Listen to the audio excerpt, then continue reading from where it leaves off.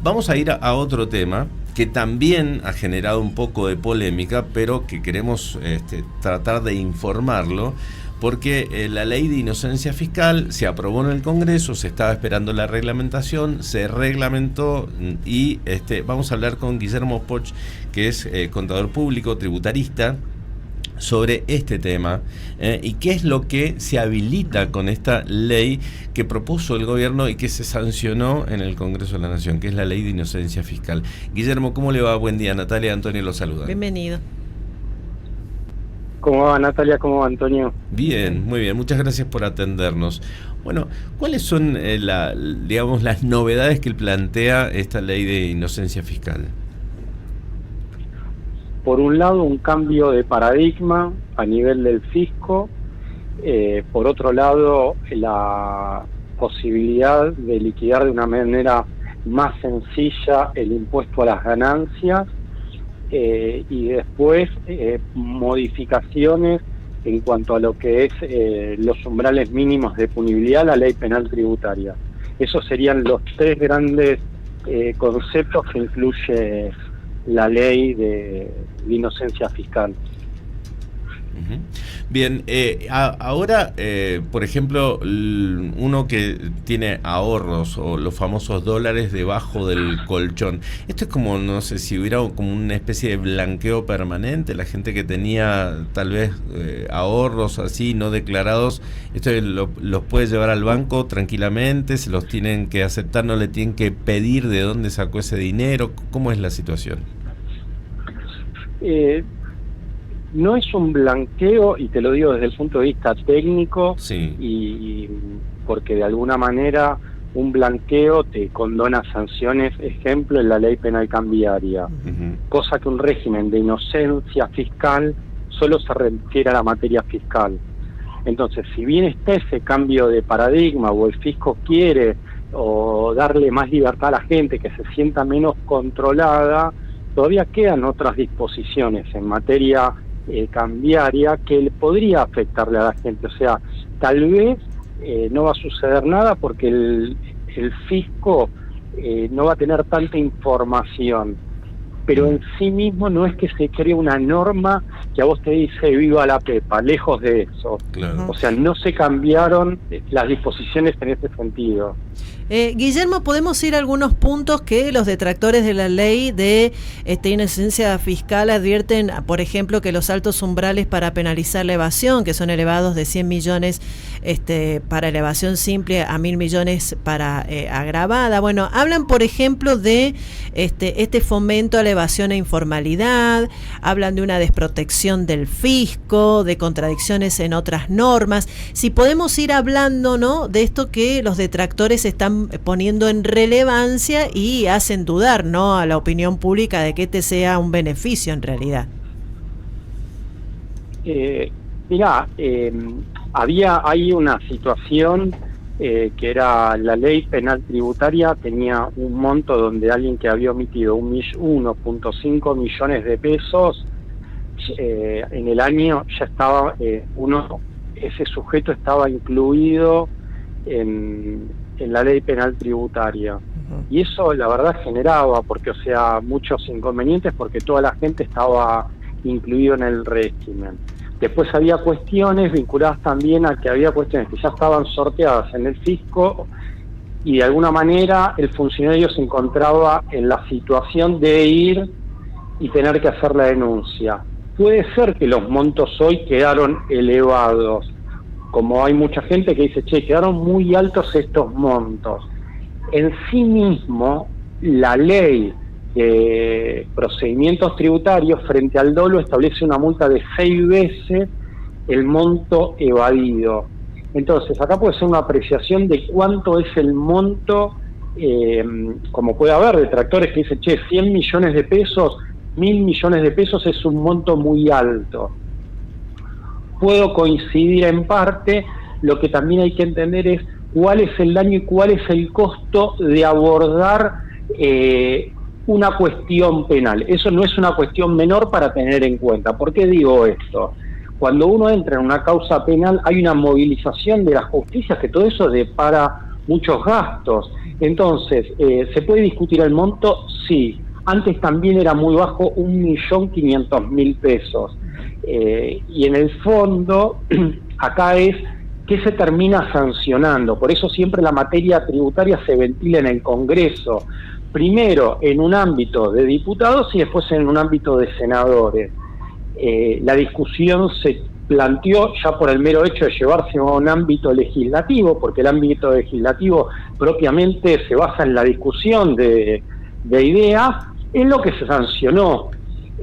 Oportunamente eran $100.000 en el 1 a 1. Hoy quedó por debajo de ese monto. Entonces, como que siempre son opinables las cuestiones tributarias. Puede haber algunos que están de acuerdo, algunos están de acuerdo. Yo de alguna manera lo que quiero para que la audiencia lo comprenda es cuando se habla del ley penal tributaria lo que se busca es a grandes evasores, porque para eso para el evasor chico está en la ley de procedimientos tributarios. Sí, puede tener que ver con porque ellos también hablan de un aumento de la desigualdad, porque consideran que junto con la baja de bienes personales, dicen que favorece a los sectores de mayor poder adquisitivo y crea una sociedad de castas. ¿Qué hay de cierto en esto? Es cierto, mira, te cuento, y está muy buena la pregunta desde este lugar, o sea, uno a veces dice, bueno, bajemos el costo del impuesto a las ganancias en el empleo en relación de dependencia. Todo el universo empleado en relación de dependencia te levanta no uno, sino los 2 pulgares recontento. Y la gente que no está pagando ganancias y que no llega a fin de mes dice, pará, yo no llego a fin de mes y le están bajando ganancias. Siempre la materia tributaria es opinable. Lo ideal en un contexto lógico sería que la gente que tiene una capacidad de ahorro esté pagando un poquito de impuesto a las ganancias y que también la gente pueda llegar a fin de mes, y ahí aparece otro impuesto que claramente es muy odioso, que es alguien que no llega a fin de mes, previamente durante el mes fue pagando impuesto al valor agregado. Entonces, cuando conversamos estos temas, a Natalia se pone manifiesto que el sistema tributario argentino necesita un refresh importante, porque es muy regresivo. Si uno hace un repaso de los últimos 50 años de la tributación argentina, va a ver que es un sistema regresivo. Entonces, opinar hoy, de alguna manera, que eso que es pro casta, ahí lo que hay que entender es que siempre el sistema tributario fue regresivo y nunca contempló esa persona que no llega a fin de mes y previamente pagó IVA. O sea, eso lo sabemos desde el punto de vista tributario. Lo ideal sería un impuesto al valor agregado mucho más bajo. En otros países, un impuesto a las ventas habla de un 8%, en Argentina está en el 21%. Y ese impuesto principalmente le cuesta mucho más pagarlo, tiene que hacer más esfuerzo el que no llega a fin de mes. El que tiene capacidad de ahorro proporcionalmente termina pagando menos. Y esto, te digo, es la historia en todas las administraciones, los distintos partidos y colores. Te lo digo para que la audiencia comprenda la situación. El IVA siempre fue un impuesto que perjudicó a las clases bajas. Y en esto, a propósito de eso, ¿beneficia más a las pymes, a las grandes empresas? ¿Cómo lo ves? Hoy, mira, el sistema tributario argentino, te puedo decir, como te decía antes, al que más perjudica es a la gente de clase baja. Después, el impuesto a las ganancias, si estuviese bien diseñado, sería un impuesto muy justo. Ahora bien, también no solo hay que mirar la parte de los impuestos, sino a veces después aparece el problema de que también los estados necesitan plata para cubrir sus necesidades. Entonces son situaciones complejas de resolver.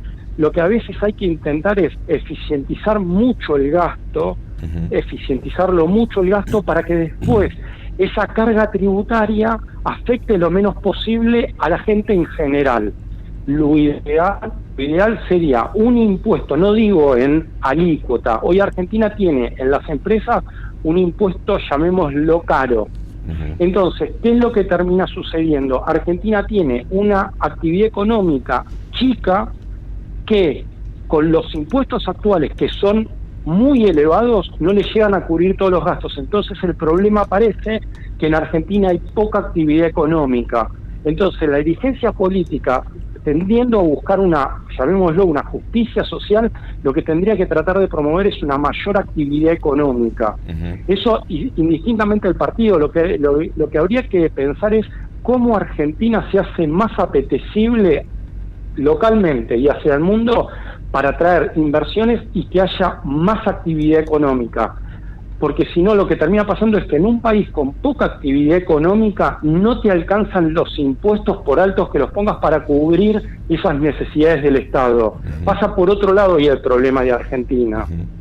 Teniendo en cuenta que esto es una ley nacional, no sé si esto afecta a que los estados provinciales adhieran o no, ¿es necesario? Esto, como ley nacional, ya entró en vigencia y ya está reglamentada para ser aplicada directamente. Tal vez cuando uno habla, las provincias, ¿cómo puede impactar? Bueno, va a pasar en el ámbito de lo que es la ley laboral, que está en plena discusión, ahora en senadores, y ahí es donde todas las provincias tienen el mismo peso político, por así decirlo. Y después aparece otro problema que va a ser necesario, que previamente hablábamos del IVA, de un IVA más bajo, y ahí aparece lo que se conversó el año pasado del super IVA. Parece famosa instauración del super IVA, hay que corregir la ley de coparticipación federal de impuestos, y ahí claramente tiene que sancionar una ley que tiene que ser aprobada sin ningún tipo de discusión por todas las provincias. Ahí sí va a ser necesario esa conversación entre todas las provincias. Claro. Sí, bueno, en esto del super IVA se hablaba de que había que eliminar ingresos brutos y era reemplazado por este super IVA, ¿puede ser? Totalmente, es así, Antonio. La idea era modificar cómo se cobra el IVA, y lo que se intenta buscar es que las provincias dejen de aplicar el impuesto sobre los ingresos brutos. El problema que representa eso es que hay provincias que tendrían que cobrar tal vez un impuesto del 70% para igualar lo que reciben de recaudación vía coparticipación. Bien. Bueno, te agradecemos muchísimo, Guillermo, muy amable. Bueno, y quedo a disposición de ustedes y saludos por el piso. Gracias, que estés muy bien. Adiós. Estábamos hablando con Guillermo Poch, que es contador, tributarista, sobre el tema ley de inocencia fiscal, que, como él lo decía, ya fue aprobada por el Congreso en las dos cámaras, ya fue reglamentada y ya está en vigencia. Hay que ver qué va a pasar aquí, cada uno en las provincias, ¿no? Que adhieran o no.